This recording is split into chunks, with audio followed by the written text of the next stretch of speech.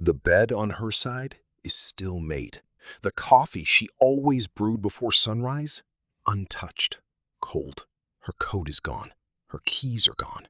And Marco Caruso, the man whose name alone had closed courtrooms and silenced judges, he's standing in the center of his 10,000 square foot home, completely, utterly still.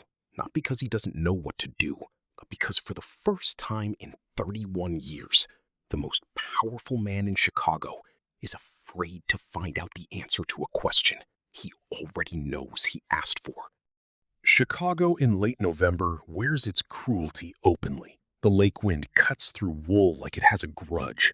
The streets in the Gold Coast neighborhood, where Marco Caruso has lived for 22 years, are quiet before 7, wide, tree-lined, and patrolled without a uniform in sight.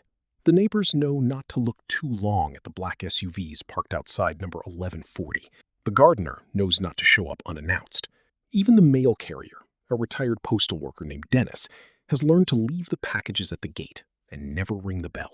This is a home that functions by a set of invisible rules. Everyone outside it has accepted them. Everyone inside it has survived by them. Marco Dominic Caruso was 61 years old and built like a man who had never once allowed himself to go soft. Not physically, not emotionally. 6'2", broad through the shoulders, with the kind of face that had stopped being handsome sometime in his 40s and crossed over into something else entirely, commanding. A nose broken twice and never properly reset. Eyes the color of gunmetal, set deep under a heavy brow. He had come up through the South Side. Not the glamorous origin story of a boy who read books and dreamed of something better, but the kind of origin that builds calluses on the inside of a man before it ever touches his hands. By 25, he was running numbers for the Battaglia crew. By 33, he had buried 2 bosses and replaced them both. Elena Caruso, born Elena Vasquez, raised in Pilsen on the southwest side, was everything her husband was not. Where he moved through rooms like a weather system, she moved like water, quiet, patient, and capable of finding every crack. She was 54, with dark eyes that had a way of tracking everything in a room without ever appearing to look. She painted, not as a hobby. She had 3 works in a gallery on Michigan Avenue under a name no one connected to her husband's. She cooked Sunday dinners for 30 people and remembered every allergy, every birthday, every quiet grief that sat at her table. She had been married to Marco for 28 years, and she had spent 22 of them knowing exactly who he was. Their marriage was not a love story in the conventional sense. It was something harder, stranger, and more durable. It was a partnership forged in silence. She never asked where he went. He never asked what she overheard. She had been his alibi, his confessor, the one person on earth who could sit across from him after a night that no one would ever speak about and pass him a plate of food and say nothing and mean everything by it. But it was also a marriage with a fault line running through its center, one that had been widening for years. Marco had never fully let her in, and Elena, after decades of waiting at the threshold, had finally started to ask why. It had started the way every catastrophic rupture starts, not with an explosion, but with a splinter. 3 weeks earlier, at his youngest son Dante's engagement party at Rosario's, a restaurant in River North that Marco had owned through a shell company for 9 years, Elena had discovered something she was not supposed to find. It wasn't in a drawer. It wasn't on a phone. It was in the expression on the face of a woman named Lena Park, 34, a forensic accountant who worked for a downtown firm that Marco had been quietly paying for the last 18 months. Lena Park looked at Marco Caruso across a crowded room the way you look at a man who has made you a promise he cannot keep in public. And Elena, who had spent 2 decades learning to read rooms that most people never even noticed, saw it in under 4 seconds. She said nothing that night. She drank her champagne. She danced once with her son, Dante. She kissed Marco on the cheek when photographs were taken. But something had closed inside her, quietly, decisively, like the shutting of a very heavy door. For 3 weeks, she watched. She noticed the Thursday evenings when Marco's phone was silenced during dinner. She noticed the second car that sometimes sat on the far end of the block. too expensive for surveillance, too still for coincidence. And she noticed, with the precision of a woman who had been paying attention for 3 decades, that Marco had moved certain financial documents out of the Home Office and into what he believed was a secure location she didn't know about. He was wrong about that. The night of November 14th began with a dinner she cooked herself, ossobuco, his favorite, and ended with the worst argument their marriage had ever produced. She asked him directly about Lena Park. He denied it with the practiced ease of a man who had been lying to rooms full of dangerous people for 40 years. She told him what she had seen. He told her she was imagining things. And then, and this was the thing that broke something structural between them, he stood up from the table, picked up his car keys, and said he was going to Tony Bianchi's for the night, and that she could have the house to herself to get it out of her system. She asked him to take her. He said no. She asked again. He said quietly, with the tone he used when a conversation was finished, "Elena, not tonight." And he left. Elena stood in the foyer and listened to the sound of his car pulling out of the driveway. She stood there for a long moment. Then she went upstairs, packed one bag, not frantically, but with deliberate calm, changed into clothes suited for the cold, and called a number she had memorized 3 years ago and never used. The phone rang twice. A woman answered. Elena said 4 words. "I'm ready. Come now." And by 10:47 that evening, Elena Caruso, wife of the most feared organized crime boss in the Midwest, stepped out of her own front door, climbed into a waiting car, and disappeared. What Marco Caruso did not know, what no one in his organization knew, was that Elena Vasquez had spent the last 3 years doing something extraordinarily deliberate. She had not been painting. She had not been managing Sunday dinners. She had been building a case. Not for a divorce attorney, not for a therapist, for the FBI's Organized Crime Task Force, Midwest Division, operating out of a nondescript building on West Adams Street. The same building she had now been driven to at 11:14 on a Tuesday night in November. Her primary contact was Special Agent Dana Cho, 41, Korean-American, Yale Law, 12 years in organized crime. Dana had first approached Elena through an intermediary in the spring of 3 years prior at a gallery opening on Michigan Avenue in front of one of Elena's own paintings. At the time, Elena had listened, said nothing, and walked away. But she had gone home and thought about it for 6 days. And on the 7th day, she called the number that had been slipped into her jacket pocket, and she said, "I want immunity. I want a new identity. I want my son Dante and his fiancée protected. And I want time." Dana had said yes to all of it. And Elena Caruso had spent 1,007 days becoming the most valuable cooperating witness in the history of the Chicago field office. What Elena had provided over those 1,000 days was staggering in its scope and precision. She had memorized account numbers overheard in phone calls she was never meant to overhear. She had photographed documents left in the Home Office, photographed them with a camera hidden inside a book spine on the 3rd shelf of a bookcase that Marco himself had selected at an auction in 2009. She had provided dates, locations, names, and transaction records for 41 counts, spanning racketeering, bribery, money laundering, 2 counts of conspiracy to commit murder, and the systematic corruption of 6 city officials, including a sitting federal judge.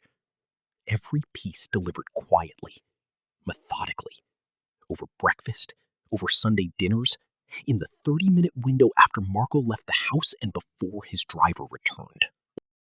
The argument on the night of November 14th had not been spontaneous. Elena had manufactured it, or more precisely, she had allowed it to happen earlier than it otherwise might have, because the task force was ready. They had everything they needed. All they needed was for her to be somewhere else when the warrants were served. The fight about Lena Park, the confrontation, the refusal to drive her home, the car pulling away, none of it was an accident. It was the exit she had designed for herself. She had spent 28 years becoming invisible inside her own marriage.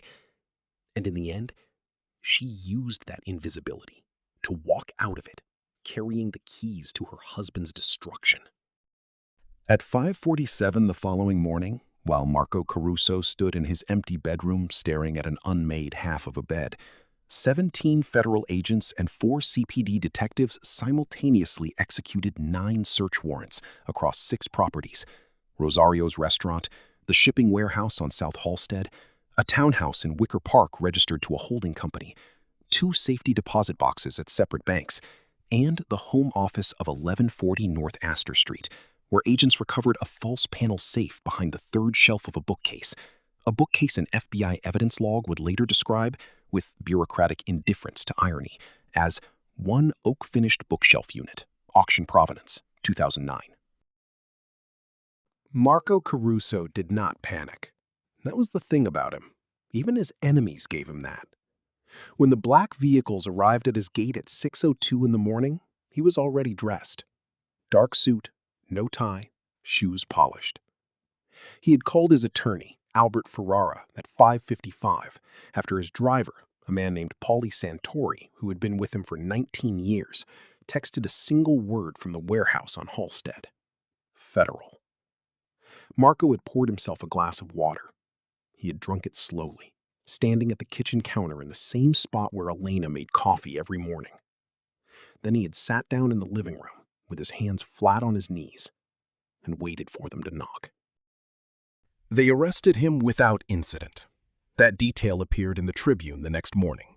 Without incident, as though incident were the default setting when someone came to collect Marco Caruso. He was placed in the back of a federal vehicle with the practiced efficiency of men who had prepared for resistance and found none. He asked for his attorney twice. He said nothing else. The car that took him downtown past the intersection of Wacker and Michigan, where 30 years ago he had sat in a different car and made the decision that launched everything. He did not look at that corner, but he knew exactly where they were. Albert Ferrara met him at the Federal Building on South Dearborn by 7:30. Albert was 70 years old and had been defending organized crime figures for 43 of them. He had gotten Marco Caruso out of 2 federal investigations and 1 state grand jury proceeding. He walked into the holding room with his briefcase, sat down, and opened a folder. He read for 6 minutes without speaking. Then he closed the folder, looked at Marco, and said, "How much did she know?" Marco stared at the table between them. Albert asked again, more carefully, "Marco, everything she could have seen in that house, how much of it was real?" And Marco, for the first time in their 40-year friendship, had no answer. While Marco sat across from his lawyer, his organization was splintering in real time. His underboss, Sal DiMartino, a broad, short-tempered man of 58 who had survived 3 attempts on his life and believed himself untouchable, was simultaneously being arrested at his home in Oak Park. The crew captain in charge of the Southside Numbers operation had already turned off his phone and driven to his sister's house in Milwaukee. 2 of Marco's most trusted lieutenants were attempting to reach each other and finding that the signals they relied on, calls that went to specific numbers, coded messages through intermediaries, were producing nothing but silence. The machine that Marco had spent 30 years building was discovering, in the space of a single morning, that its gears had been removed from the inside. There was one problem that the FBI had not fully anticipated, and that Special Agent Dana Cho recognized within the first hour of the operation: a man named Vincent Greco. Greco was 47, half Sicilian, and occupied an unusual position in Marco's world. He was not officially part of the Caruso organization. He appeared in no surveillance logs, no financial records, no wiretap transcripts. He was the thing that Elena, despite 3 years of meticulous collection, had been unable to fully document. Greco was Marco's contingency, the man who existed precisely to exist nowhere. And by 7:45 that morning, Dana Cho's phone was showing her something that made her stomach tighten. Greco's car had been spotted 3 blocks from the safe house where Elena was being held. Vincent Greco had learned about Elena's departure the same way he learned about most things, not from Marco, but from the system of quiet watchers that he maintained independently of the organization. Greco did not know exactly what Elena had done, but he knew that a wife leaving the night before a federal raid was not a coincidence, and he had built his entire professional existence around the principle that there are no coincidences. He did not go to the safe house to harm her. He went to confirm. Because if Elena Caruso had genuinely cooperated, if she had truly given the government what he suspected she had, then there was a document in federal evidence chain that contained his name, a single reference, in an account ledger from a holding company in 2019. And that was enough to put him away for the rest of his life. What the FBI did not know about Elena Caruso, what almost no one alive knew, was the full depth of the reason she had decided to act when she did. It was not Lena Park. It was not the argument on November 14th. 3 years before the night she called Dana Cho, Elena had found something in a locked drawer of Marco's home office while searching for a property deed for their son Dante's upcoming real estate closing. It was a photograph. Not of another woman, not of a crime scene. It was a photograph of her father, Manuel Vasquez, a Chicago building inspector who had died in a work accident in 1997 when Elena was 28 years old. In the photograph, her father was alive. He was sitting in a restaurant. Across from him was a man Elena recognized as one of Marco's crew members. The date on the back of the photograph, written in her husband's handwriting, was 2 weeks before her father's death. Manuel Vasquez had died when a section of scaffolding collapsed on a building site near the Fulton River district. It was ruled an accident. The scaffolding company had been cited for violations and fined. Elena had grieved. Marco had held her at the funeral, had been a source of steady, quiet strength in the months that followed. She had loved him for it. Now she understood that she had been loving the architect of her grief. Her father had been a city building inspector with jurisdiction over a block of properties that Marco's crew was quietly demolishing without proper permits to clear space for a commercial development deal worth $11 million. Manuel Vasquez had filed a complaint with the city. He had been met for dinner to discuss his concerns. He had never filed a follow-up report. 6 weeks later, the scaffolding collapsed. Elena had not confronted Marco about the photograph. She had replaced it in the drawer, closed the drawer, and gone upstairs and sat in the bathroom with the door locked for 40 minutes. And then she had washed her face, gone back downstairs, and finished making dinner. Because she understood, with the clarity of a person who had spent 25 years inside the machinery of violence without ever letting herself be processed by it, that confronting him directly was the least useful thing she could do with what she now knew. Grief, she had learned, is most powerful when it is patient. So she called Dana Cho, and she said, "I need you to pull the city records on the Fulton River District demolition permits, 1994 through 1997, and I need you to pull the accident report on Manuel Vasquez. And then I need us to talk about what this case is really about." The Fulton River files changed everything about the government's case and about Dana Cho's understanding of who Elena Caruso really was. Because Elena had not come to them simply as a frightened wife. She had come as a woman with a target. For 3 years, she had shaped the evidence she provided with surgical precision, always useful, always credible, always enough to keep the investigation moving toward the specific people and the specific transactions that led, eventually, inevitably, back to the circumstances surrounding her father's death.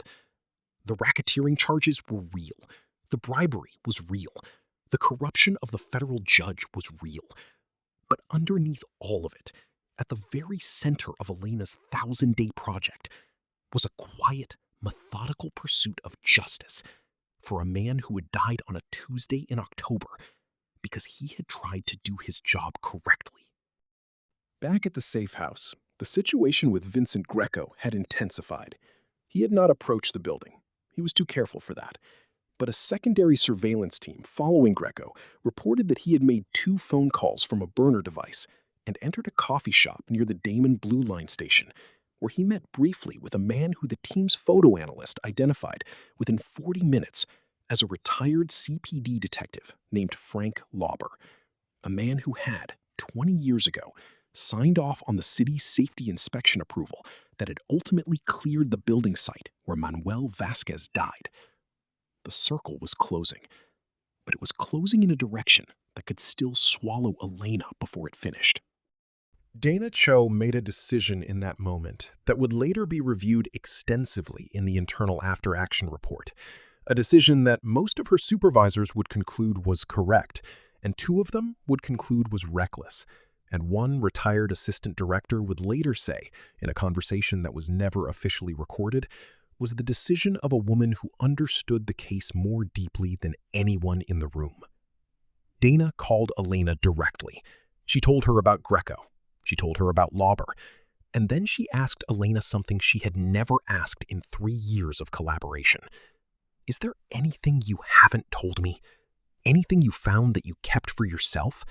Not because you were protecting him, but because you wanted to be the one to use it. Elena was quiet for a long moment. Then she said, "Yes, I have one more thing, and I was waiting for today." What Elena had kept was a voice recording, not from a device the FBI had given her, from her own phone. 19 months earlier, Marco had taken a call in the library of their home, a call he believed was private because Elena was in the garden. She was not in the garden. She was in the hallway outside the library door, which had failed to close completely. She had pressed record. The call lasted 11 minutes and 43 seconds. In it, a voice she recognized as Vincent Greco's discussed, in terms oblique enough for plausible deniability, but explicit enough for any competent prosecutor, the 1997 arrangement regarding a city inspector who had needed to stop filing. And Marco, her husband, the father of her son, the man who had held her while she cried at her father's funeral, had listened and said at the end, "Good. That one's been closed for 20 years. Keep it that way." The recording changed the legal landscape of the case in a single hour. Albert Ferrara, who had been in the federal building since 7:30 negotiating the terms of what he believed was a manageable exposure, received a call from the lead prosecutor at 9:42. The prosecutor told him that a piece of evidence had just been submitted that added a count of conspiracy in the facilitated death of a city official. Albert Ferrara, who had navigated 43 years of criminal defense without once losing his composure in a professional setting, asked for a recess, walked to the men's room, and, according to the marshal stationed outside, did not emerge for 11 minutes. When he returned to the table, his face had changed in the way that experienced attorneys' faces change when they understand, for the first time, that they are not going to win. Vincent Greco was arrested at 11:17 that morning outside the coffee shop near Damon as he was returning to his car. He did not resist. He stood on the sidewalk while the agents approached, and he looked at them with the expression of a man reviewing his own mathematics and finding an error he cannot correct. Frank Lauber was picked up 20 minutes later at his home in Bridgeport. He began cooperating before they had finished reading him his rights, a detail that the lead prosecutor would later describe, without humor, as impressively efficient. By noon, the last structural pillar of the Caruso organization had been pulled from the ground. The building was still standing, but only for a moment. Albert Ferrara returned from the men's room and sat across from Marco for a long time without speaking. Then he opened the folder again and pushed it across the table. Marco read what was on the top page. He read it once, then he read it again. His face did not change, not the jaw, not the eyes, not the angle of his shoulders. But his right hand, which had been resting flat on the table, slowly closed into a fist. Not with violence, with something else entirely. The recognition that the architecture of his entire life had been constructed, in part, by a woman he had refused to drive home. That afternoon, at 2:14, Marco Caruso requested something highly irregular from the prosecutors, a private meeting with his wife, not through counsel, not on the record, just the two of them in a room for 30 minutes. The request was denied 3 times. He asked for it a 4th time through Albert, in writing, with a formal waiver of any legal privilege the conversation might otherwise carry. Dana Cho recommended against it. The lead prosecutor, a man named James Whitfield, who had been building toward this case for 6 years, thought about it for 45 minutes. Then he approved it. Because he understood, as prosecutors sometimes do, that there are moments in a case when the most important thing that can happen is not legal. It is human. And those moments, handled correctly, sometimes make the difference between a guilty plea and a trial. They sat across from each other in a small conference room at 4:07 in the afternoon, a table between them, 2 chairs. No recording, no attorneys, a marshal outside the closed door. Marco looked at Elena the way he had not looked at her in years, fully, directly, without the managed distance that had grown between them like a wall they had both agreed to stop noticing. He looked at her for a long time. Then he said, "Your father." Not a question. She met his gaze without flinching. "Yes," she said. He was quiet. Then, "How long have you known?" She said, 3 years, 4 months, 11 days. He closed his eyes. When he opened them, something in them had changed. Not remorse exactly, but something adjacent to it. Something that in another life might have grown into it. "I'm sorry," he said. Elena looked at him for a moment. Then she said, quietly, "I know. It doesn't help." Marco Caruso entered a guilty plea to 27 of the 41 counts 6 weeks later. He received a sentence of 22 years in federal prison, a number that, at 61, amounted to a life sentence in every practical sense. He entered the plea without a statement. He walked out of the courtroom in a dark suit, hands in cuffs, and for a single second at the door, caught on a Chicago Tribune photographer's lens, he turned and looked back at the courtroom gallery. Later, people would debate what he was looking at. The empty bench where Elena had sat 3 years ago at a charity event in a gold dress. The spot near the window where his son Dante had watched the proceedings with an expression of granite grief. Or nothing at all. The reflex of a man saying goodbye to a life that was, in every way that mattered, already gone.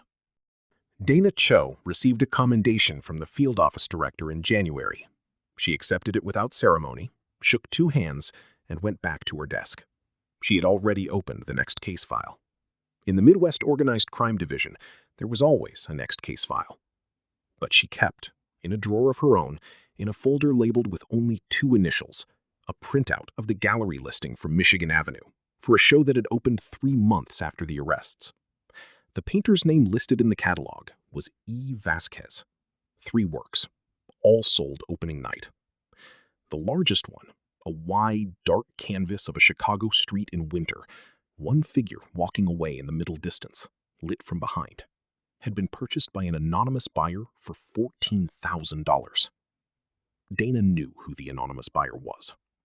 She had made sure of it.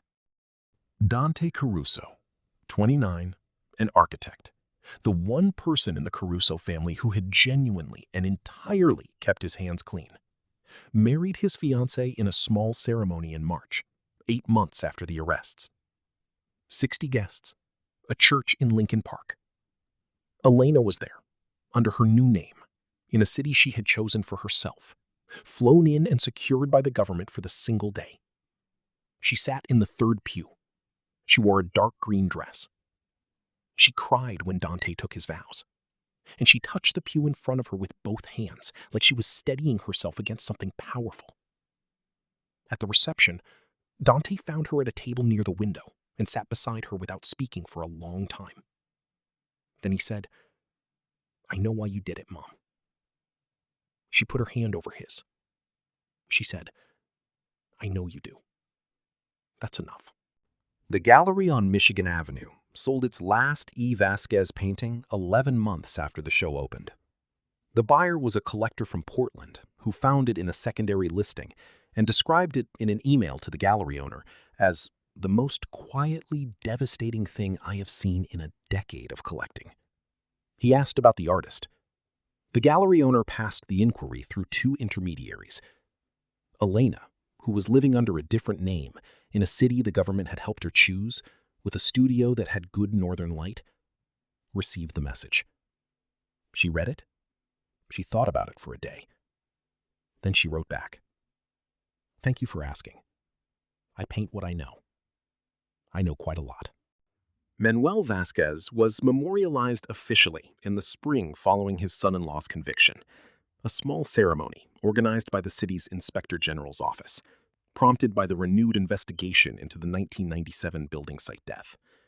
His name was added to a plaque in a building on LaSalle Street that honored city workers who had died in the course of their duties. It was a modest recognition. It was the kind of recognition that looks like very little and means everything. Elena was not present. She could not be present. But Dante was. He stood before the plaque with his new wife beside him, and he read his grandfather's name. And he stayed there for a long time. In the pocket of his jacket, a photograph his mother had sent him, taken in 1992, of Manuel Vasquez at a backyard barbecue, laughing, a paper plate in one hand, sunglasses pushed up on his forehead. A man who had simply tried to do his job correctly. Marco Caruso is currently in a federal correctional facility in the Midwest, in the 7th year of a 22-year sentence. He is reported to be in reasonable health. He does not receive many visitors. He has, according to people who know him, stopped being the kind of man who talks. He paints now, watercolors of all things, which nobody who knew him would have predicted.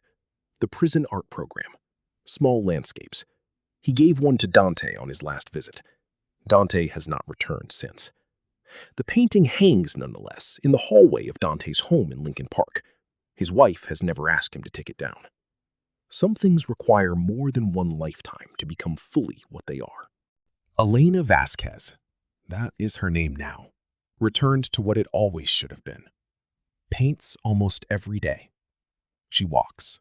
She cooks for herself and on Sundays for neighbors who have come to know her as a quiet woman with good taste in wine and a habit of listening more carefully than most people can. She does not speak about Chicago. She does not speak about the years. But there is one thing she does every October, on the anniversary of her father's death, that those neighbors have noticed. She goes to wherever she can find water, and she stands there quietly for a long time, and she looks at it. And she comes home. And the next morning, she paints. The most powerful act of justice is not always the one that makes noise.